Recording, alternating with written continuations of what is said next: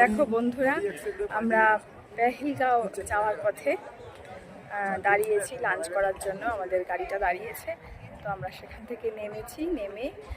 সেখানে নেমে একটু সাইট সিনটা তোমাদেরকে দেখাচ্ছি। দেখো দেখো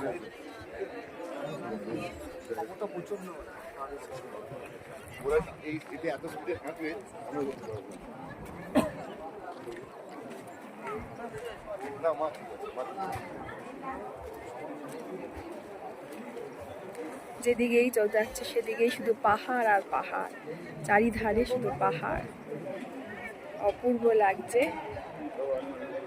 আর এই নদীটা গেছে, এই নদীটার নাম হচ্ছে ঝিলম নদী।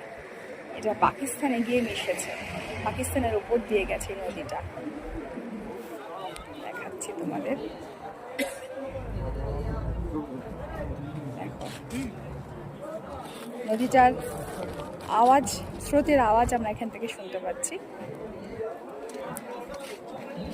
দেখো কি অসাধারণ লাগছে।